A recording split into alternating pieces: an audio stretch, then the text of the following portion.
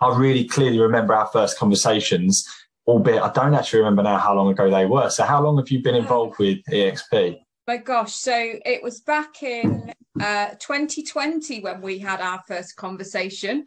I knew you'd say something like that. And as usual, I totally procrastinated like for about 8 weeks or something like that. And it was my husband that just sort of gave me that boot up the backside and said, you know, what have you got to lose? And the answer was, well, actually, only what it's going to cost me to set up, which was minimal, really.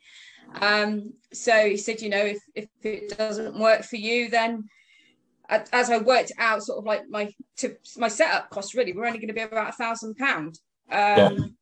So I thought, well, you know, if 6 months it doesn't work and I've lost £1,000, then that's just, you know, unfortunate, really. But hey, you know, at least I've given it a go.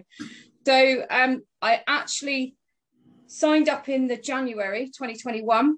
I didn't get officially launched until the end of Feb last year. So that's when I really sort of got going. Okay. And so great that your husband was supportive and gave you the nudge. And I guess a lot of people, myself included, need that as well. What do you think was holding you back then from giving it a go? I think it was probably my own sort of like self-doubt and maybe limiting beliefs, thinking, you know, am I going to be able to do this? My background is new build. You know, I've spent 25 years in new build property.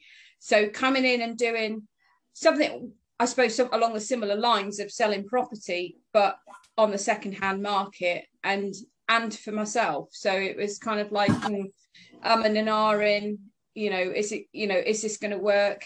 And it was kind of really sort of, I suppose I was asking myself too many questions and analysing it too much.